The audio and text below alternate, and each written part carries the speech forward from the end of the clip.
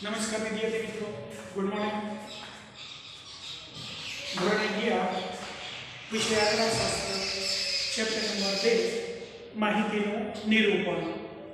અગાઉના લેક્ચરમાં આપણે બે ત્રણ શબ્દોની સમજૂતી મેળવેલી અને એમાં આપણે ચલના પ્રકાર, સંખ્યાત્મક ચલ, ગુણાત્મક ચલ એની આપણે વાત કરી।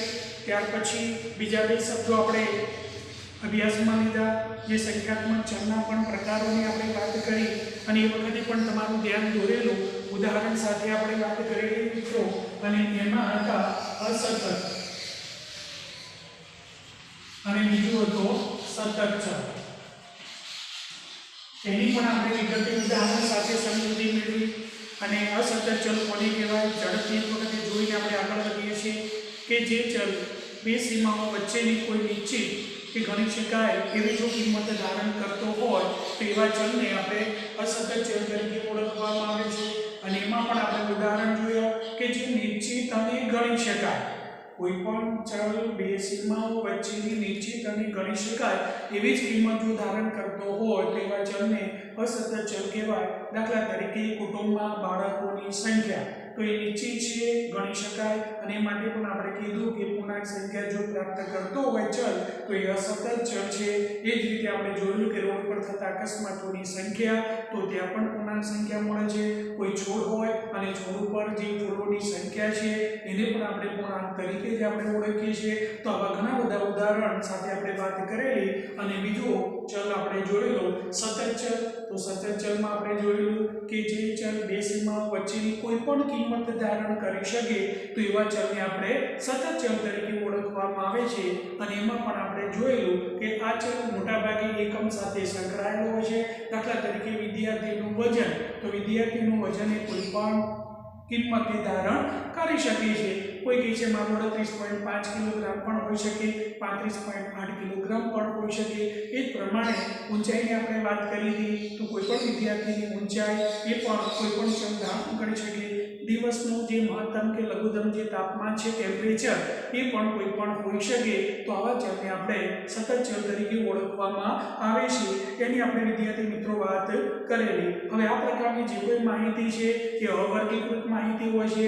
હવે આ અવર્ગીકૃત માહિતીને આપણે વ્યવસ્થિત સ્વરૂપમાં, સંક્ષિપ્તમાં અને વ્યવસ્થિત સ્વરૂપમાં ગોઠવવી પડે તો એના માટે આપણે શબ્દ પ્રયોગ કરેલો વર્ગીકરણ, અને એના સંદર્ભની પણ વિદ્યાર્થી મિત્રો આપણે વાત કરી કે જ્યારે અવર્ગીકૃત માહિતીને વ્યવસ્થિત એટલે કે સંક્ષિપ્તમાં અને વ્યવસ્થિત સ્વરૂપમાં જે ગોઠવવાની જે ક્રિયા છે એને આપણે વર્ગીકરણ તરીકે ઓળખવામાં આવે છે।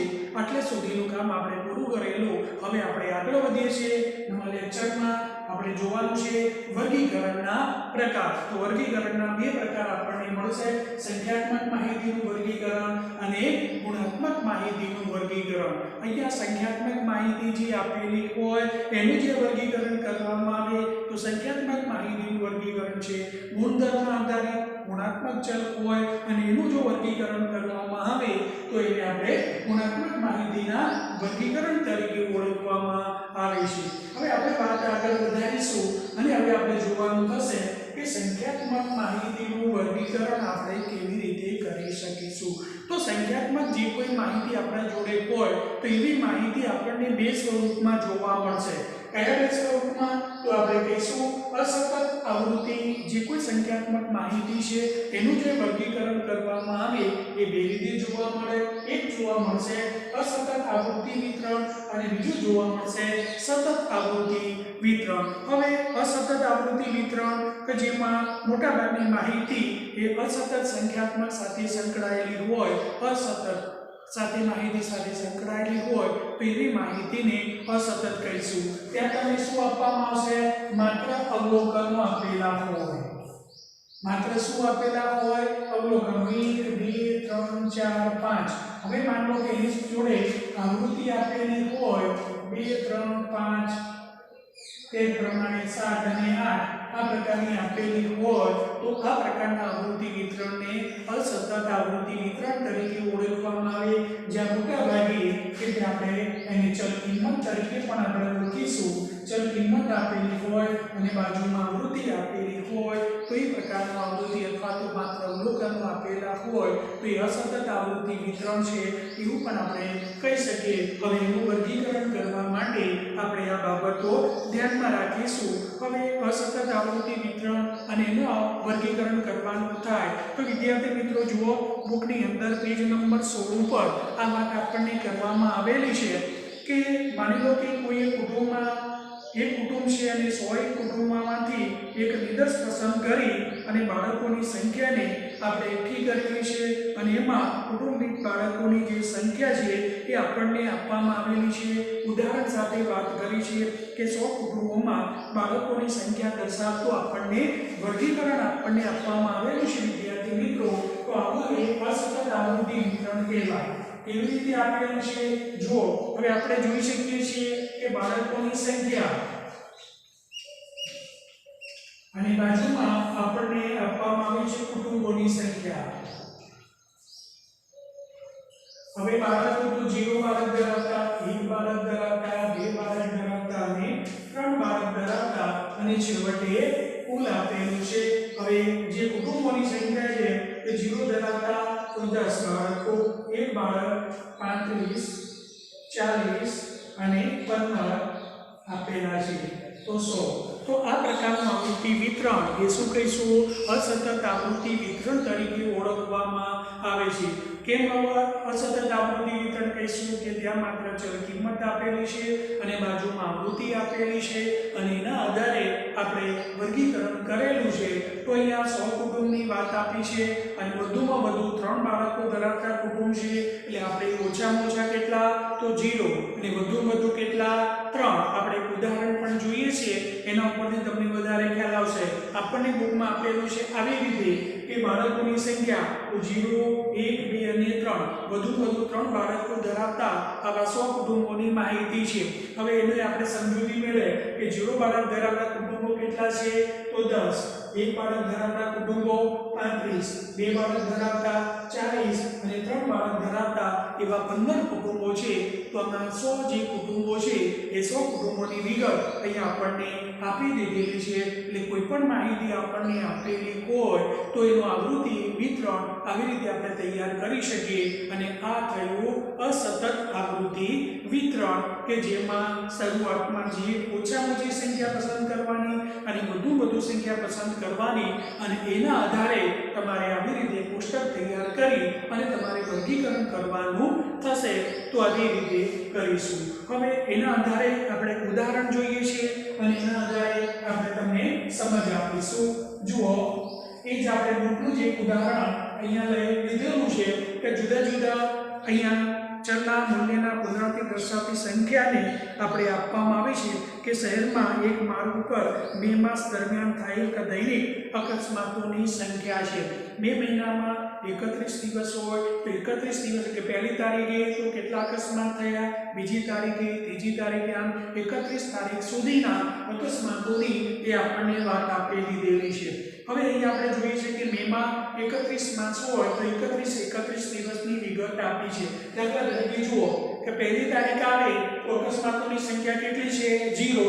તો એ ત્યાં 0 બતાવવાની થશે. હવે આને અસતત આવૃત્તિ વિતરણમાં આપણે કેવી રીતે બતાવી શકીએ એ તમે જુઓ. તો તમારે અહીંયા શું કરવાનું વિદ્યાર્થી મિત્રો? તો અહીંયા ઓછામાં ઓછા અકસ્માતોની સંખ્યા કેટલી અને વધુમાં વધુ કેટલી એવું તમારે પહેલા નક્કી કરી લેવું પડે.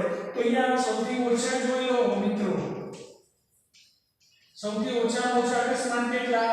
0 અને વધુમાં વધુ કેટલા અકસ્માત બતાવે છે? 5. એટલે સૌથી ઓછા અને સૌથી વધુ એટલે તમારે નક્કી કરવાના અને એના આધારે કે તમારે આગળ વધવાનું. તો અહીંયા આપણે કોષ્ટક બનાવીશું અકસ્માતોની સંખ્યા.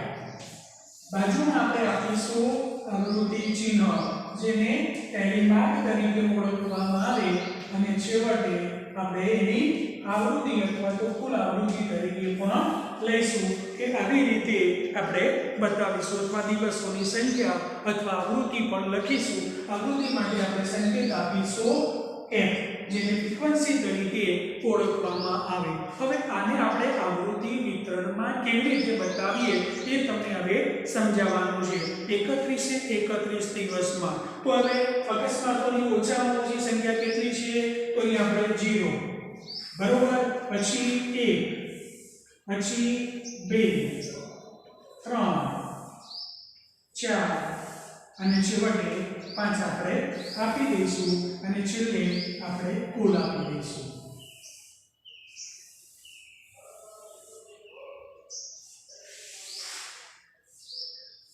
જો હવે કેવી રીતે દર્શાવવામાં આવે તે જોઈ લો.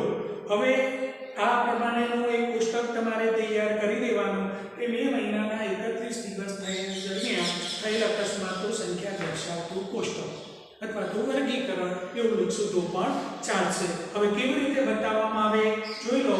આમ તો નીચેના ધોરણોમાં 9, 10 માં આ પ્રમાણે આંકડાશાસ્ત્ર પણ થોડીક વિગત આવી છે, એના વિશે પણ તમને સમજ હશે. પણ 11મા ધોરણમાં આપણને નિરૂપણ કરવાનું થાય છે. કેવી રીતે નિરૂપણ કરવામાં આવે એની આપણે તમને વાત આપીએ છીએ. તો અહીંયા 31 દિવસની વિગત આપી છે. પહેલા મહિના જુઓ. હવે જ્યારે પણ તમે અહીંયા આ પ્રમાણેનું વર્ગીકરણ આપતા જાઓ ત્યારે તમારે શું કરવાનું? અહીંયા 0 તો એને ત્યાં એક ઊભી લીટી તમારે બતાવવાની થશે, જેને શું કહેવામાં આવશે? આવૃત્તિ ચિહ્ન તરીકે ઓળખવામાં આવશે. અહીંયા ક્રોસ કરતા જાઓ અને જેટલા અકસ્માત હોય એમાં તમારે એક ઊભી લીટી તમારે કરવાની થશે. બીજી તારીખે 1 આવે છે તો 1 માં એક લીટી, બીજી તારીખે 3 આવે છે તો 3 માં એક લીટી બતાવવાની થશે આવૃત્તિ ચિહ્ન. પછી 2 તો 2 માં બતાવીશું. પછી પાછું 0 માં આવે છે તો 0 માં બતાવવાનું. 3 માં આવે છે તો 3 માં એક આવૃત્તિ ચિહ્ન. 4 માં આવે છે તો 4 માં બતાવવાનું. 5 આવે છે તો અહીંયા 5 માં તમારે બતાવવાનું થશે. ફરીથી 0 આવે છે તો 0, પછી 1 આવે છે તો 1 માં બતાવવાનું. 0 આવે છે તો ફરીથી 0 બતાવવાનું. 2 માં આવે છે તો તમારે 2 માં એક આવૃત્તિ ચિહ્ન કરવાનું. પછી 0 આવે છે. જો વિદ્યાર્થી મિત્રો હવે 4 પૂરા થઈ ગયા છે, હવે 5માને બતાવવાનું તો 5મું આપણે લખી શકીએ, પણ જે આવા વધારા ચિહ્નો આવે તો ગણતરીમાં ભૂલ થાય, તો એના આધારે એક આપણે આડી આવૃત્તિ ચિહ્ન બતાવી દઈશું. અને આ જે જૂથ થયું એ ગણતરીમાં સીધું 5મું જૂથ આપણને મળશે. એટલે આપણે ગણતરીમાં સરળતા રહે એવું આપણે કામ કરતા જઈશું. ચલો ખબર પડી ગઈ. 4 થાય એટલે પછી 5મામાં એક આડી આવૃત્તિ ચિહ્ન તમારે આપી દેવાનું, તો આ જૂથ 5મું બનશે. ચલો ત્યાર પછી 1 આવે છે તો 1 માં આવૃત્તિ ચિહ્ન. 3 આવે છે તો 3 માં આવૃત્તિ ચિહ્ન. 3 આવે છે ફરીથી તો આવૃત્તિ ચિહ્ન. 0 આવે છે તો પછી 1 આપીશું. 2 આવે છે તો 2 માં એક આવૃત્તિ ચિહ્ન. 1 આવે છે તો 1 આવૃત્તિ ચિહ્ન. 2 આવે છે તો 2 આવૃત્તિ ચિહ્ન આપવામાં આવે. 4 આવે છે તો 4 માં એક આવૃત્તિ ચિહ્ન. 5 આવશે, 5 માં એક આવૃત્તિ ચિહ્ન. 0 આવે છે તો 0 માં એક આવૃત્તિ ચિહ્ન. 1 આવે છે. જો અહીંયા 4 થઈ ગયા છે, 5મું 1 માં આવે છે, તો અહીંયા પણ એક 5મું જૂથ આપણે બનાવી દઈશું. તો આવી રીતે ટેલી માર્ક આપણે આપી દઈશું. ફરીથી પાછો 0 આવે છે તો 0 માં આવશે. ચલો 2 આવે છે તો અહીંયા પણ જુઓ 4 થયા તો 5મું 1 આવશે. ફરીથી પાછા 2 આવે છે તો 1 આપીશું. ફરીથી આપણને 0 મળે છે તો 1 આપીશું. પછી 1 માં આવે છે તો 1 આવૃત્તિ ચિહ્ન.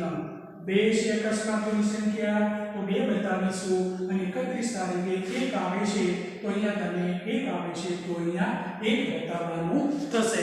એટલે ક્રોસ કરતા જાઓ અને અહીંયા નોંધ કરતા જાઓ.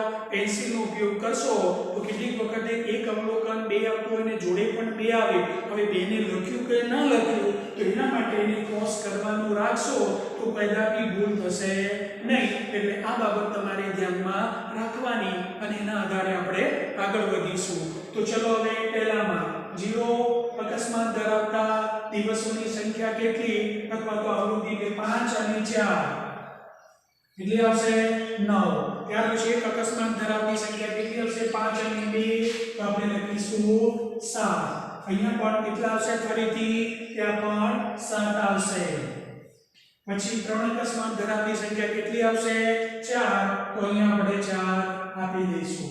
પછી 4 અકસ્માતોની સંખ્યા અહીં આપણે 2 આપીશું અને 5 અકસ્માતોની સંખ્યા 2 આપીશું. હવે બધાનો સરવાળો જો કરવામાં આવે અને જો 31 થાય તો આપણી ગણતરી સાચી, નહીતર ખોટી. 9 ને 7 16, 16 ને 7 23, 27 ને 29 ને 31. હવે અહીંયા 31 આવે એનો મતલબ કે આપણી ગણતરી સાચી છે. પણ કેટલીક વખતે જે અવલોકન જે સંખ્યામાં લખવાનું હોય એના કરતાં બીજામાં તમે જો લખેલું હશે અને સરવાળો કરવા જશો, માની લો કે એમાં એકમાં છે એક અવલોકન ના લખ્યું, એક અવલોકન આમાં લખ્યું અને આમાં એક અવલોકન ઓછું છે, તો અહીંયા શું થશે? આના 6 થશે અને આના 8 થશે. સરવાળો તો 31 થશે. એટલે એનો મતલબ કેવું થાય છે કે 31 આવે એટલે તમારો દાખલાનો જવાબ સાચો છે એવું માની નહીં લેવાનું વિદ્યાર્થી મિત્રો. કારણ કે એકમાં તો 7 અવલોકન જ હોવા જોઈએ, પણ તમારે કેટલા થાય છે? 6 જ થાય છે અને બેમાં ભૂલથી તમે લખી દીધું છે. આ ન થવું જોઈએ. અમારે તો તમારો જવાબ નહીં જોવાનો કે 0 માં કેટલા અવલોકનો તમારે થાય છે એ અમે જોઈશું. તો આમાં 9 થવા જોઈએ, 7 થવા જોઈએ, 7 થવા જોઈએ, 4, 2 અને 2 આટલી આવૃત્તિ થતી હોય તો તમારો જવાબ સાચો છે. પણ આમાં 9 થયા, આમાં 6 થયા, આમાં 8 આવ્યા, 4, 2, 2, તો એ જવાબ તમારો ખોટો છે.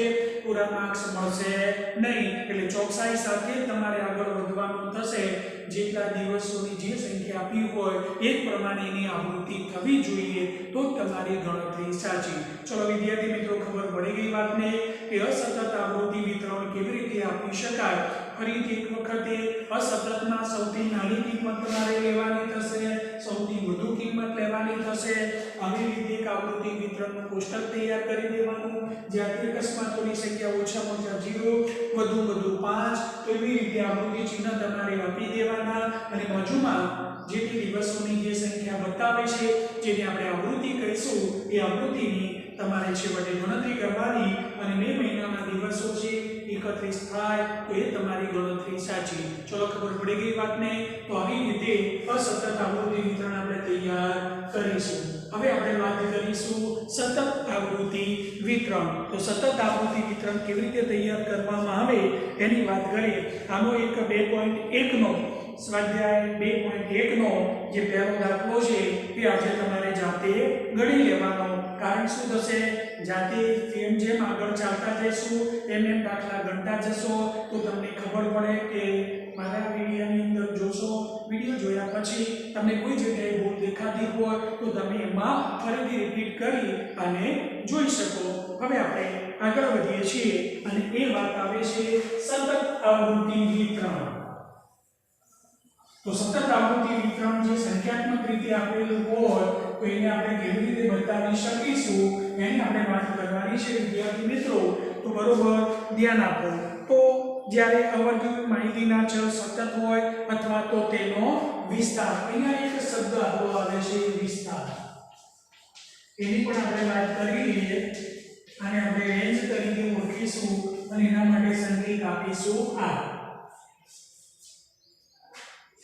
તો આ એ શું છે અથવા રેન્જ કોને કહેવાય અથવા તો વિસ્તાર કોને કહેવાય તો એક વખતે ફરીથી ચર્ચા આપણે લઈ લઈશું. પાછળના ચેપ્ટરોની અંદર પણ આપણે એની ચોથો ચેપ્ટર આપણે પ્રસારમાન વિશે વાત કરીશું, ત્યાં પણ વિસ્તારની આપણે વાત કરવાની છે.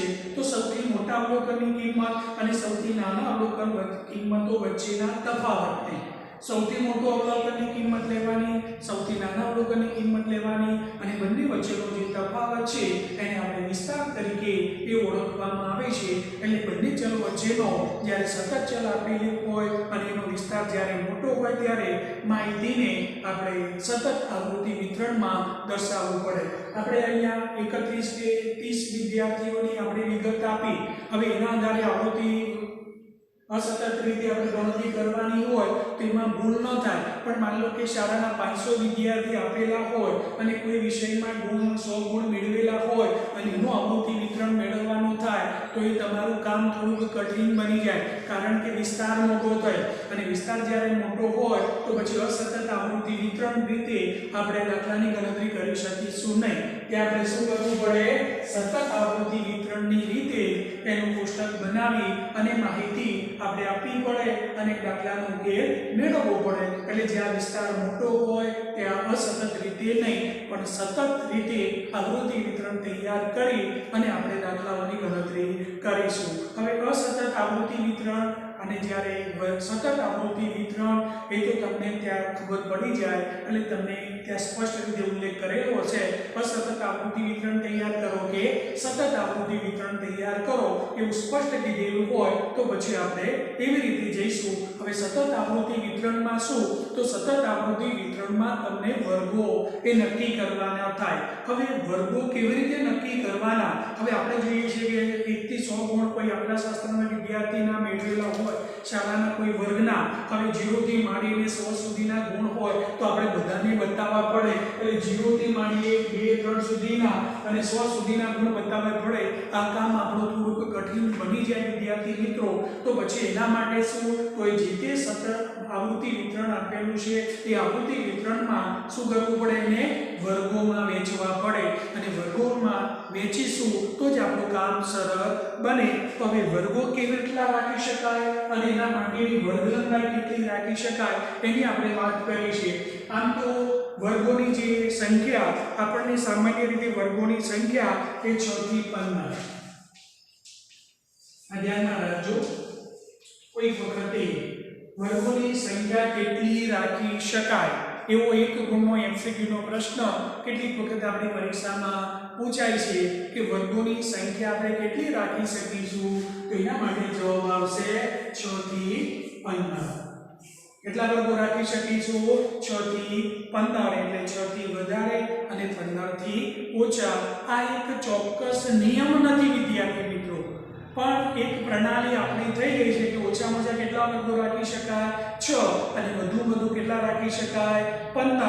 પણ કેટલીક બાબતો એવી હોય છે કે 6 કરતાં ઓછા વર્ગો પણ બની શકે અને કોઈ વખતે 15 કરતાં પણ વધારે વર્ગો રાખી શકાય. પણ એક જૂની ઘરે પ્રમાણે એક પ્રણાલી પ્રમાણે આપણને ધ્યાનમાં એ રાખવાનું કે વર્ગોની જે સંખ્યા છે આપણે કેટલી રાખી શકીશું તો વર્ગોની જે સંખ્યા છે તમારે ધ્યાનમાં રાખવાની 6 થી 15 સુધી. 6 થી ઓછા નહીં અને 15 થી વધારે નહીં. પણ આના માટે કોઈ ચોક્કસ નિયમ નથી ફક્ત એક સર્વસ્વીકૃત પ્રણાલી છે અને એને આપણે જાળવી રાખવાની છે અને એના આધારે આપણે આગળ વધવાનું થાય છે વિદ્યાર્થી મિત્રો. કે કેટલાક વિશિષ્ટ સંજોગો એવા પણ બને કે 6 થી વધારે પણ વર્ગો રાખવા પડે અથવા 6 થી ઓછા પણ વર્ગો રાખવા પડે અને 15 થી વધુ પણ વર્ગો રાખવા પડે તો એવી રીતે વર્ગો રાખી અને આપણે ગણતરી બતાવવી પડે. હવે આપણે વર્ગોની સંખ્યા તો નક્કી કરી. ત્યાર પછીની વાત આવે છે વર્ગોની વર્ગ લંબાઈ. હવે વર્ગોની વર્ગ લંબાઈ કેટલી રાખી શકાય એ પણ એક વાત આપણે ચર્ચામાં લઈ શક્યા. કેટલીક વખત 1 પણ હોઈ શકે, વર્ગ લંબાઈ 2 પણ હોઈ શકે, 5 પણ હોઈ શકે, 10 પણ હોઈ શકે, 20 પણ હોઈ શકે, 50 પણ હોઈ શકે, 100 પણ હોઈ શકે, 500 પણ હોઈ શકે, 1000 પણ હોય, 10,000 પણ હોય, લાખ પણ હોઈ શકે, 50,000 પણ હોઈ શકે. જે પ્રમાણેની અનુકૂળતા એ પ્રમાણેની વર્ગોની સંખ્યા આપણે નક્કી કરી શકીશું અને વર્ગોની સંખ્યા અને સાથે સાથે વર્ગ લંબાઈ પણ આપણે નક્કી કરી શકીએ. હવે સ્વાભાવિક જ છે સૌપ્રથમ તો આપણે પહેલા વિસ્તાર શોધવો પડે અને વિસ્તાર શોધવા માટે મેં તમને વાત કરી કે સૌથી મોટા અવલોકનની કિંમત શોધવાની, સૌથી નાના અવલોકનની કિંમત શોધવાની અને એના આધારે પછી આપણે વર્ગોની વર્ગ લંબાઈ નક્કી કરી શકીશું. અહીંયા એના માટેના જુદા જુદા જે સંકેતો આપેલા છે તે તમારે ધ્યાનમાં રાખવાના. વર્ગોની સહી સંખ્યા છે એના માટે આપણે 2 સંકેતનો ઉપયોગ કરીશું અને ત્યાર પછી વર્ગોની જે વર્ગ લંબાઈ છે એના માટે આપણે c નો ઉપયોગ કરીશું અને ત્યાર પછી આપણે જાણીએ છીએ. હવે વર્ગોની વર્ગ લંબાઈ જાણવી હોય, વિસ્તાર જાણવો હોય કે તે જાણવું હોય તો એના માટે શું તો માન લો કે વર્ગોની સંખ્યા બરાબર શું તો એના માટે આપણે સંખ્યા c નો ઉપયોગ કરીશું કે એ શું બતાવે વર્ગોની સંખ્યા,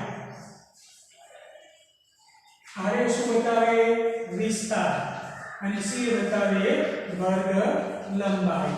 આનો ઉપયોગ કરી અને આપણે એના માટે ટૂંકું એક સૂત્ર લઈશું કે બરાબર શું?